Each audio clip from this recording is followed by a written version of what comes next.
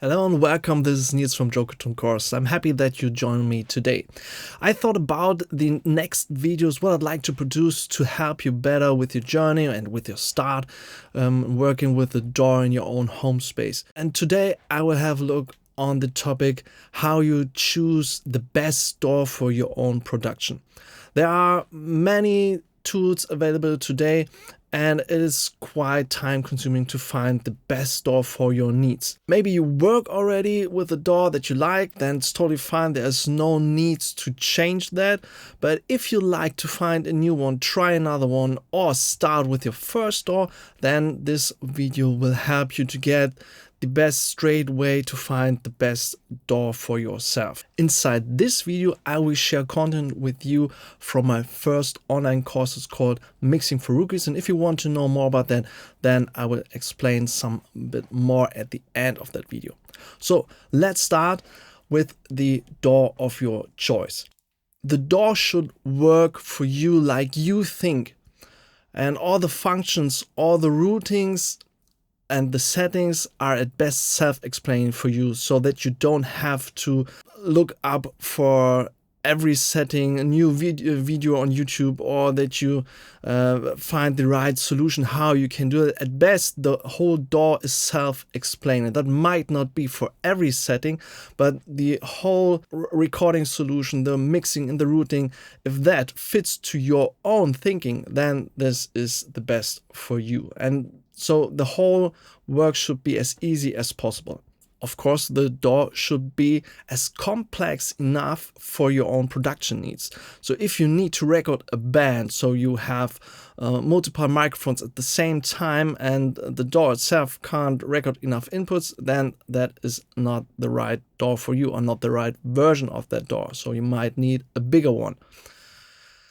So you have to find that inside the DAW, all the functions like the editing, like editing in groups, or the mixing and the needed routing tools are available inside that DAW. That you have maybe some specific record modes or some additional and advantaged automation modes that you can use inside your mixing flow.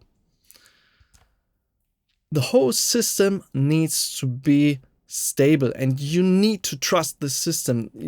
If you push a record, then you need to be sure that all is captured what you want to record, that there's no errors inside the recording, or that you don't need to change the system settings when you record or mix to have a stable system. That might be a reason, and that is depending on your system, on your computer. But all in all, you have to trust your DAW, and that you can use all the plugins you want to use from third-party manufacturers, and that all the versions are work inside a stable system. The next one is that it should fit your budget. You don't need to overpay for things you might not need or not use in the future. So what are you want to pay for DAW? Do you want to pay monthly? Do you want to pay one time? That all comes together to your budget, and that needs to fit your budget when it's time for choose your perfect DAW. The DAW needs to be compatible with your computer system and also with your interface. And it doesn't depend on which kind of system. If you use a Windows machine or an Apple machine or Linux or whatever operation system you want to use, the DAW needs to be compatible with the whole system, and that it's placed together with the stable system point, that you can trust your whole system, your computer and your DAW together. And the last point is that you need to like the DAW, you need to have fun with it, and at best you love to work with the system.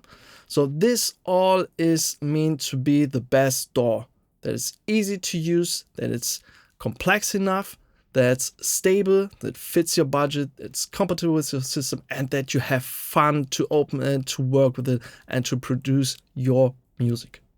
Let us unhype the DAW fight or DAW war. There are many people and many people work with different systems, and that is totally fine. There is no one trick pony outside that fits all of us. So you might have a different view how you want to record or how you want to mix. You have maybe a different view of the GUI, of the layout, and that's totally fine. Every one of us have to find the best that fits to our needs, and that might not be the same as your music friend or as the one where you see other videos on YouTube.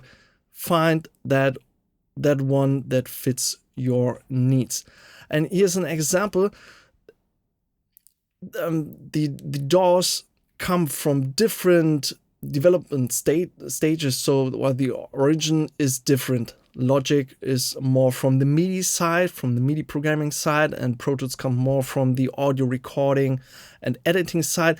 But in the development time nowadays, most of the big players goes the same way. You can do all what you want inside any DAW. Some needs more work, some are easier for the things you like to do, but in the end you can work with any DAW that you want to use.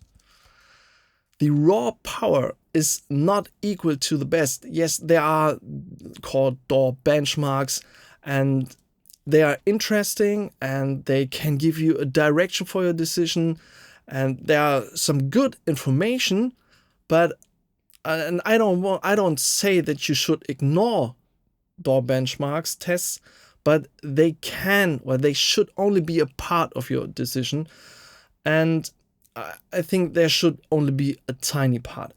How many tracks you can play with DAW or how many plugins you can load on, this is not the most important point when you look for your DAW. It doesn't matter if you can play 1,000 tracks at once with as many plugins you can load on. What's the matter for your music production? That's not important in the last decision point. So it is more important that your preference and your production settings goes in the same decision. So these both points are the real key. And let me tell you, there's no DAW that is free of issues or problems. And I hear or see many people blame other DAWs by how they work or what they're missing, or because of they cannot fill the blank. It's pretty easy. There is no DAW that is free of issues. Maybe your actual version have already some problem, or the next update have some glitches. You need to find the DAW that works for you, and you will find in any DAW communities from any manufacturers that there is no DAW without errors or glitches. Find the one with less problems or with the workarounds that works for you on your system, and then go with it. You can find that one that fits your requirements and maybe have some tiny problems, but when you find the workaround, then go on.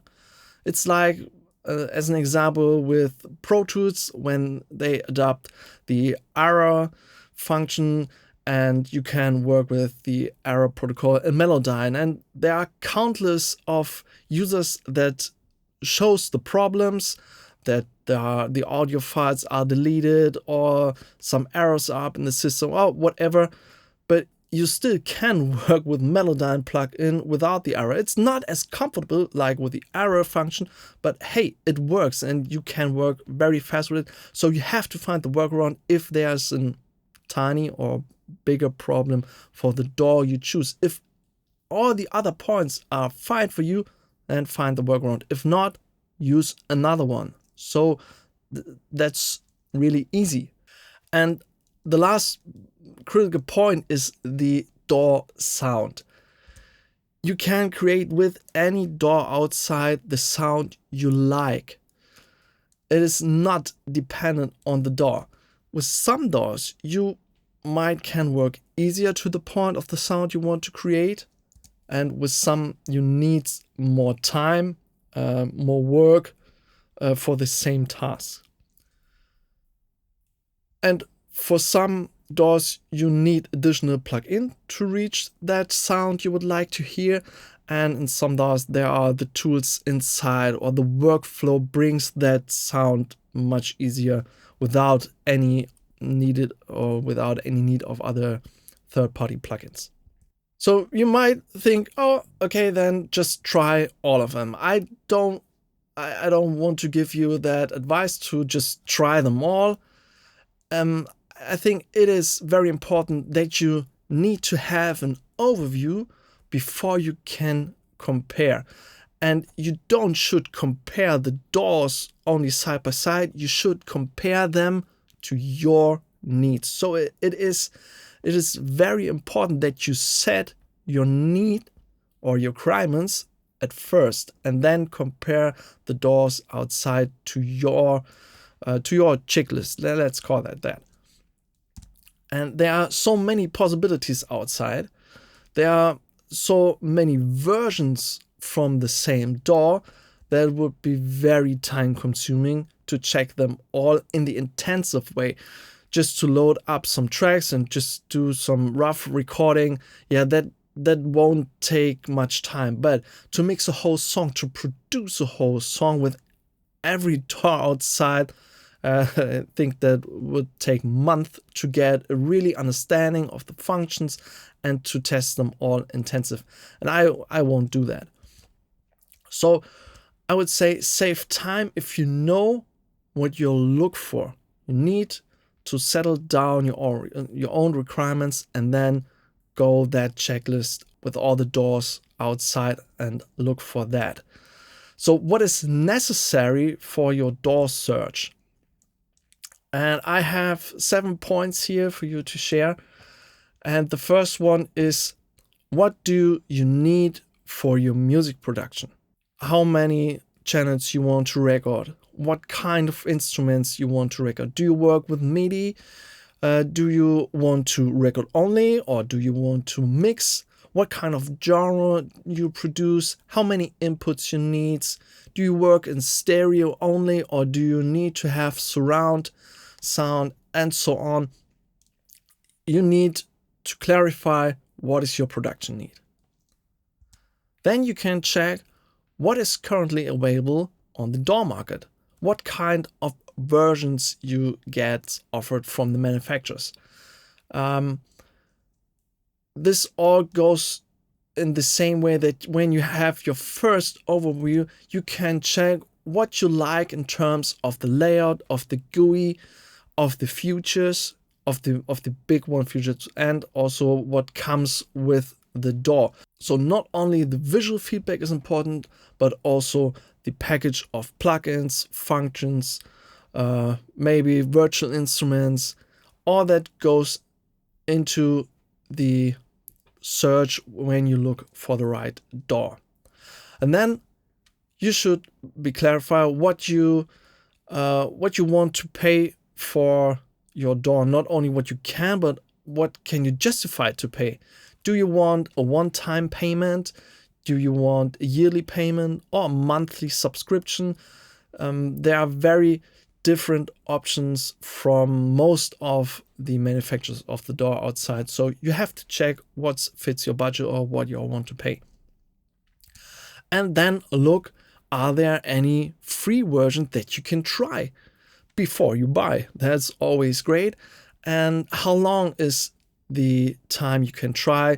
Maybe there's a free version that you can try without any time limitation, but these versions are often limited in the functions, so you might not be able to try intensive what you get when you pay for it. Maybe you get a trial version, like with Logic from Apple. There's a 30-day trial version that you can have a look on all the functions, need or use that for 30 days, and then you can decide if you want to pay the one-time payment for Logic. But also you can look, do you find a monthly subscription that might be a bit pricier than you would pay for a year subscription or for a one-time payment, but you can try that in the rhythm of time. You can work with that. So maybe you want to try a version for the first 3 months before you pull on the big one, the bigger version, or a yearly subscription or a one-time payment. So make your notes what kind of version is interesting and what you can try for a small fee for a longer time. And then you need to know, might you expand your system in the future? Do you can upgrade to a bigger version, like with Pro Tools from the artist version to the studio version, or from the studio version to the ultimate version? What do you might need in the future? So for my needs, I know I don't need the ultimate version of Pro Tools in the near future because I don't need that feature set. I'm totally fine with the studio version. There's all in that I need or want to use. So I don't need to expand it, but I would like to expand my in and outputs. Is it possible with my version? Yes, of course, that's fine. So make sure that you don't buy for one thing that you might need to upgrade in the near future. And the last one is the whole system compatible with your interface? Maybe you have already an interface, or you want to get a new interface as well with a new DAW. Then check out, are there any advantage by using a specific interface from the same manufacturer, like with Avid or with Universal Audio, the Apollo system, or from Steinberg or Prisoners. All of them have their own interface, and there might be some advantage, there might be not. Check that out as well before you decide to try a new DAW. And here's another leading advice. Don't fall into the hole to try as many as you can. Narrow it down to maximum 3 options, three DAWs that you try intensively, and then look very closely at them. What's included, all the single categories, what you can find on the manufacturer sites, and then download the version that they offer to you to try free, or where you want to try a monthly subscription or whatever, and then do this intensively, at least for 2 of them, and produce 1 or 2 songs completely inside them, and then you will see and find probably very fast what are the advantages of them, or how you can work with them, and what's the better one where you can stick on. And then make a decision and then go with it. Don't change your decision and jump from another DAW to another DAW to another DAW. Do that once. Take your time to try them, the candidates that you choose, and then go with it. So we are now at the end of this video, and as I said in the intro, that I want to give you more insight into my online course where I have this topic as well. And inside this course, I created a better example on how to check out the different versions, like from Avid on Pro Tools, and how to compare the versions to find the one that fits your needs. I also created a checklist, or I call that a worksheet, when you start to look for the best DAW for your needs. And this checklist, my goal was to bring this checklist as well to this video, but that would blow up the time frame for this video. So I will create another one where I go through that checklist here free on YouTube, so you can have also a look on that, and just subscribe to the channel, and then you will get informed when this checklist is also available for you. I hope you find that content helpful, and I hope I will see you soon in the next video. Thank you. Bye bye.